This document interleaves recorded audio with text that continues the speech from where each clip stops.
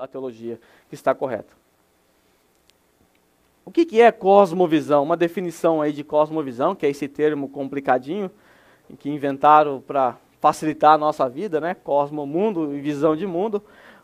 Uma cosmovisão é um conjunto de pressuposições, ou seja, hipóteses que podem ser verdadeiras, parcialmente verdadeiras ou totalmente falsas. Então essas são as possibilidades.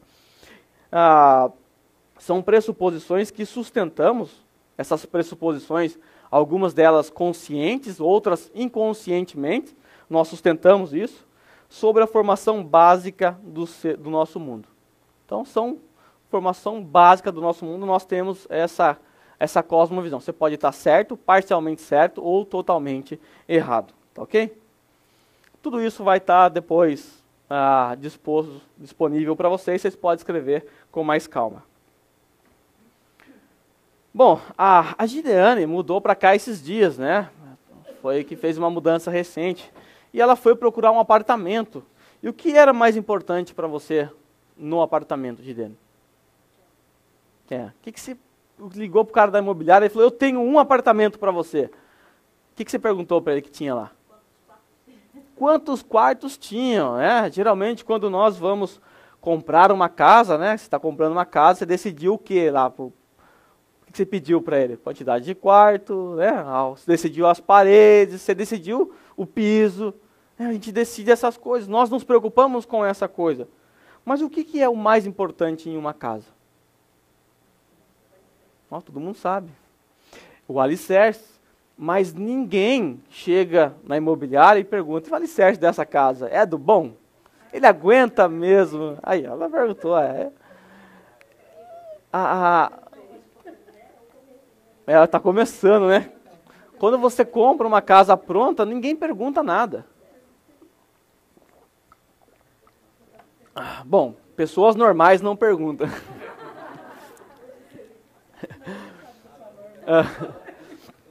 Mas nós sabemos que o alicerce é a parte mais importante da casa, mas ninguém pergunta por ele, ninguém se importa com ele. Até porque o alicerce não é uma coisa assim bonita, né? O alicerce é um negócio feio. Sua esposa está viajando, né? Foi viajar, ela vai demorar um mês para chegar. E nesse inteirinho você fez uma surpresa, comprou um terreno e contratou os construtores. Aí está lá 3 semanas trabalhando, sua esposa chega e você faz uma surpresa. Amor, vamos ver a nossa casa, eu comprei uma casa para nós, está sendo construída. E a sua esposa vai ver. Chega lá, os construtores eram tão bons que eles queriam trabalhar muito bem no alicerce. Aí você chega lá e você encontra essa imagem aqui. Sua esposa vai falar, que casa linda. O que a sua esposa vai falar? Nossa, amor, obrigado, né? Por quê? Porque nós não valorizamos isso. Para nós isso não é importante. Para nós nem é bonito isso aqui. Agora, se a gente é um construtor, talvez a gente olhe com, nossa, bem feitinho ali, tá, as tranças. A gente consegue achar uma beleza nisso. A teologia, ela é exatamente isso aqui. Para alguns não é bonito, para alguns não é importante, mas é ela que vai sustentar tudo que vem acima. A parte de cima da casa é a parte prática da sua vida. O telhado é a parte prática, a parede é as partes práticas, mas as pessoas valorizam o quê? A vida prática. Só que uma vida prática sem um alicerce, uma hora isso vai ruir, não vai sustentar. Então a teologia, ela trabalha nos nossos fundamentos, tá? Nos nossos fundamentos. Aí, se você tivesse que escolher uma casa, você foi lá na imobiliária, chegou lá, o cara falou, tem 2 casas para você. Essa aqui e essa aqui, uma do lado da outra, na mesma rua, o mesmo preço. Qual casa você escolheria? É claro que você escolheria a grandona, é o mesmo preço.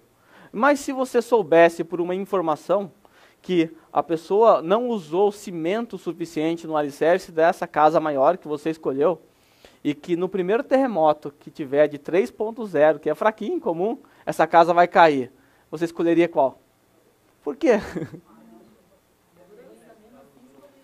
Por que nós escolheríamos a casa mais feia? Porque nós sabemos que aquela casa está em risco. Percebe que a nossa cosmovisão, ou seja, a nossa maneira de valorizar as coisas está equivocada? O que nós devemos priorizar e valorizar é o que nós menos valorizamos. Nós, quando olhamos para a teologia, geralmente, vocês talvez chegaram aqui pensando, não, é muito técnico, o negócio é o seguinte, eu gosto de prática, meu irmão. Se não tem prática, para mim não serve. Teologia é coisa de letra, a letra mata, o espírito, essas coisas que o povo inventa. Se você observar o apóstolo Paulo escrevendo aos Gálatas, o que ele faz? Ele trata de teologia por 4 capítulos. Nos 2 últimos capítulos, prática. Romanos, teologia quase que o livro todo. No finalzinho, prática. Efésios, como que ele começa? Tratando de questões doutrinárias, teologia. No final, prática. Como tratar os filhos, como tratar os pais, a marido, a mulher. Prática. Percebe que para o apóstolo Paulo, sempre a teologia antecede a prática? Porque sem uma ortodoxia, sem uma teologia correta, é impossível ter uma ortopraxia. É impossível ter uma prática correta. Se a sua teologia não é boa, a sua prática geralmente é uma prática moralista. E você não sustenta. Então a teologia, ela é exatamente o alicerce. O alicerce serve para quê? Para sustentar, né? Para sustentar o que vem acima. Tudo que vem acima tem que estar sustentado pela teologia. Se a teologia é fraca, a casa vai ruir a qualquer instante. Aí, a imagem que nós vimos no domingo, né? Há 4 anos atrás, no dia 11 de março, nós tivemos aquela tragédia, o grande tsunami, e essa imagem forte rodou aí o mundo, e o Paulão mandou para mim isso aqui. O que nos chama a atenção nessa imagem aqui? É que essa casa, ela aguentou um barco desse tamanho. Apesar da força da tsunami, que já a gente vai ver que aqui em volta já havia detonado tudo em volta, né? Olha lá, a imagem bem... O barquinho não era pequeno não, é um barquinho grande. Se você olhar à volta, várias casas caíram aqui, com a força da correnteza, mas essa casa chamou atenção, esse prédio, por quê? Porque ela sustentou ainda, apesar do baque da tsunami, apesar do forte tremor, ela ainda aguentou um barco em cima dela. Então o alicerce dessa casa é o quê? Um alicerce bom, é um alicerce que sustenta. Digamos que a teologia está lá no alicerce, sustentou. A parte de cima é a prática. E perceba que há alguns arranhões, algumas trincas, que às vezes a nossa prática tem umas trincas mesmo, por causa da nossa natureza caída. E às vezes a gente dá uma escorregada, falha, tem umas trincas, e por cima de tudo isso ainda é a nossa opressão, ainda é o fardo que nós temos que carregar nessa vida, as dificuldades. Está tudo sendo suportado pelo alicerce. Se o alicerce é fraco, já ia cair no primeiro terremoto. Aí a gente percebe que, dentro da cristandade em geral, a gente percebe que há várias categorias, várias classes de irmãos. E você percebe que, quando uma igreja ela tem uma prática de vida cristã corrompida, uma prática de culto corrompida, você vai investigar o alicerce, você vai ver que o alicerce é só areia, né? É só barro. Porque não se sustenta, não tem força para sustentar. Bom, eu preciso do microfone aqui, que o áudio não está saindo aqui. Quando nós falamos da nossa cosmovisão, é ela que vai influenciar tudo que nós fazemos no nosso dia a dia. Na nossa vida, na nossa prática. Na verdade, toda a sua teologia, ela desemboca no culto. Quer saber se uma igreja é boa? Participa de um culto. É só isso que você precisa. Não precisa perguntar muita coisa, não. É só participar de um culto, porque toda a teologia desemboca num culto. E nós estamos vivendo um tempo terrível em que a sã doutrina tem sido atacada por todos os lados. Aí você vai perceber que os louvores modernos, né, que eu vou chamar de louvor entre aspas, as músicas modernas, que deveriam ser louvores, estão comprometidas por quê? Por causa da teologia fraca do povo moderno. Aí eu vou mostrar uma música antiga para vocês, que era quando eu era criança, quando eu ia na igreja, tocava muito no culto, né? Eu não sou muito velho, né? Deixa eu deixar bem claro isso. Não é uma música tão antiga assim. E é uma música que era cantada direto nos cultos que eu participava. E eu cantava muito essa música aqui. E talvez alguns de vocês conheçam. Então eu vou colocar aqui para vocês ouvir e depois nós vamos pensar um pouquinho sobre ela, se alguém que conhece teologia teria composto uma música dessa. Tá bom? Beleza, não aguento mais. Bom, gente, essa é uma música que eu cantei muito. Quem aqui cantou essa música já? Olha, todo mundo cantou essa música. Que maravilha, hein? Cambada de herege. Pensa só. Um domingo, você se prepara, você está na sua casa, se prepara para ir ao culto, para ir à igreja, né, para ir ao local, se reunir com a igreja, cultuar o Senhor. O que você vai fazer ali naquele local? Você vai cultuar ao Senhor. Então subentende-se que os louvores são louvores que são direcionados ao Senhor. Subentende-se que tudo no culto é direcionado, voltado ao Senhor. Certo? É isso que se espera. Mas a igreja, ao longo dos séculos, ela começou a receber influências paralelas à história da igreja. Então, no presente século, na atualidade, o humanismo está a todo vapor dentro da igreja. E o humanismo moldou a visão da igreja. E antigamente, os louvores eram louvores a Deus, agora os louvores passam a ser focados no homem. No passado, as pregações apontavam para Deus como o ser supremo do culto. Agora, no presente, o homem passa a ocupar um lugar importante. O que é mais importante? O homem. Quando eu era criança, eu olhava para aqueles adesivos no carro, tinha uma imagem de Jesus assim: eu preciso de você. O homem passou a ser o centro da atenção no culto. Aí você acorda domingo de manhã para ir para a igreja adorar ao Senhor e começa o momento de louvor. Depois de uma ministração pitoresca, né? A pessoa começa já a falar do louvor. Vamos ver o louvor. Quero que valorize o que você tem. Aparece você aqui. Deus já não apareceu na jogada. Eu quero que você valorize o que você tem. Você, de novo, é um ser. Você, de novo, você é alguém. Tão importante para Deus. Agora, Deus aparece. Né? Como louvor a Deus? Não. Ele só aparece para ressaltar a sua importância. Deus está ali como o agente que ressalta a sua importância. Quero que valorize o que você tem, se é alguém tão importante para Deus. Agora, nada de ficar sofrendo, você de novo, apontando para você, angústia e dor, não pode ter isso. Agora você de novo, deixa esse seu complexo inferior, dizendo às vezes que não é ninguém. O apóstolo Paulo, em 2 Coríntios, no finalzinho, ele fala, eu não sou ninguém. Mas a música fala que você não pode dizer isso. Paulo estava com complexo de inferioridade, segundo essa canção. Então você não pode dizer que você está mal, você não pode negar nada, ou seja, uma mensagem triunfalista. Você é o cara, ou a cara. Como é que é a outra parte aí?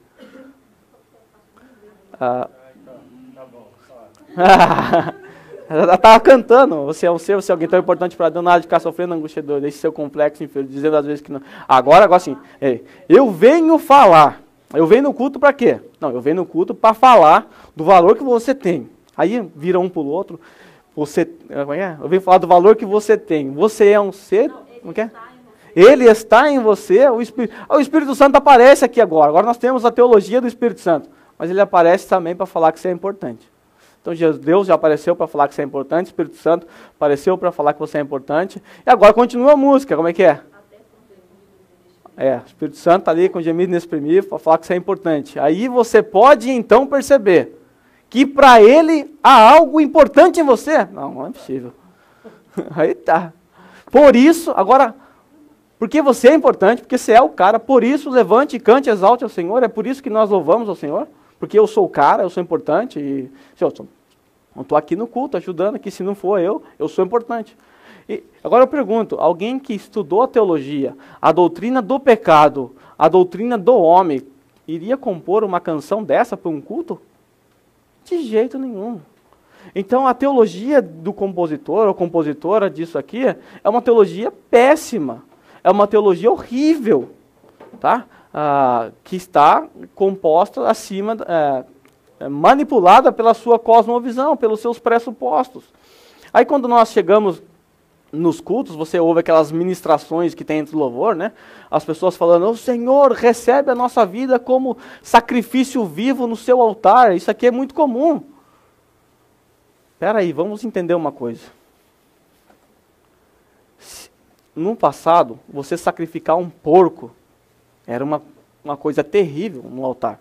No 3º século antes de Cristo, Antíoco Epifânio, para provocar os judeus, sacrificou uma porca no altar, né?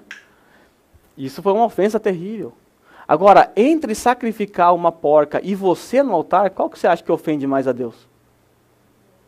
Nossa, sabe por quê? O porco não tem uma natureza caída de Adão que você tem.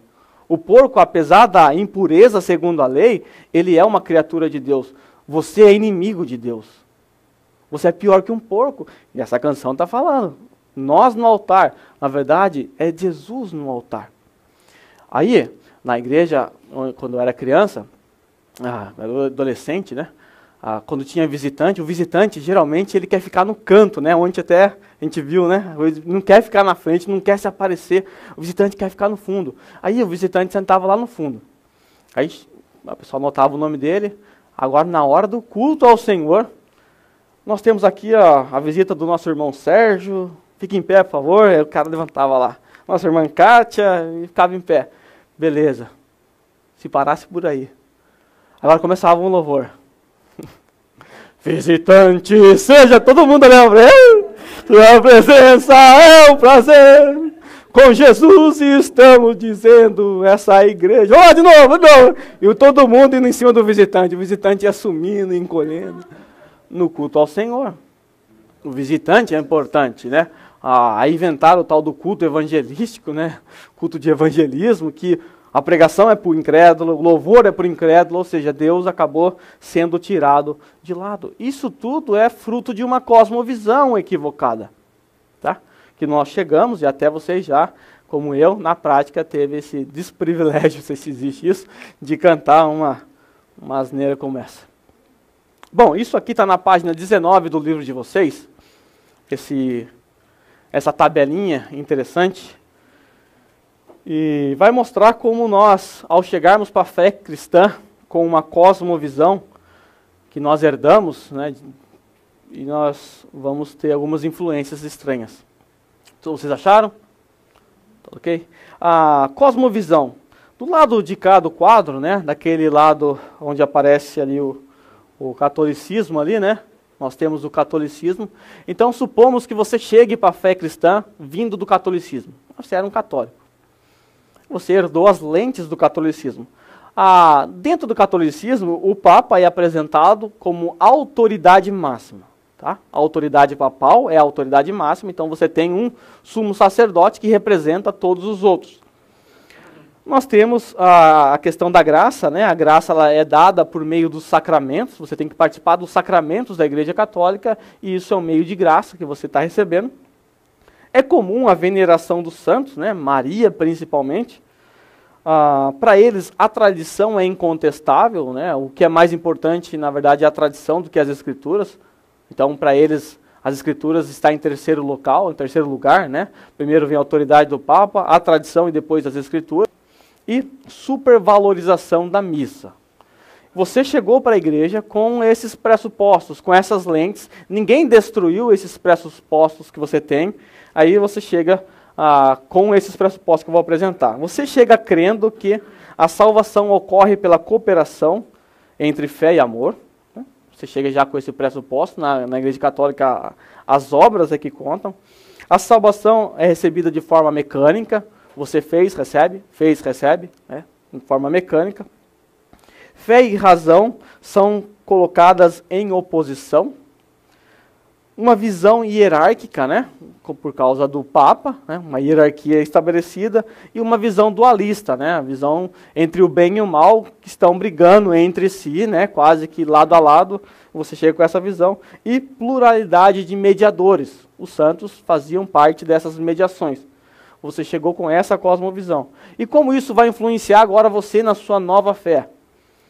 Você chega para a igreja totalmente ativo. Ativismo religioso. Já viu o novo convertido quando chega do catolicismo? O cara quer fazer tudo. O cara quer ajudar em tudo. Então, ativismo religioso, porque pressuposto de que as obras é que cooperam. A salvação é algo mecânico, eu tenho que fazer algo para receber. Então, ativismo. O cara quer fazer tudo ao mesmo tempo. Penitências, jejuns, etc. A Bíblia não é única e suficiente, né? Acaba tendo outros pressupostos além da Bíblia, né? Outras autoridades. Para ele, a experiência pessoal passa a ter importância, porque no catolicismo o que era importante era a tradição, era outras coisas e não as escrituras, então não tem dificuldade de colocar qualquer coisa sobre as escrituras. A distinção entre o sagrado e o profano, né, isso é básico do catolicismo, e a fé reformada, né, quando os reformadores começaram a reforma com Lutero, eles romperam com essa distinção, com essa dicotomia entre sagrado e profano, tá? Para a visão, apesar que já retornaram de volta para isso aqui, mas no passado os reformadores romperam com isso. Porque na mentalidade católica, o que era realmente importante, o que realmente valia a pena fazer? Se você quisesse ser alguém de importância, o que você tinha que fazer? Você tinha que ir para um mosteiro. As coisas espirituais, elas eram de valor.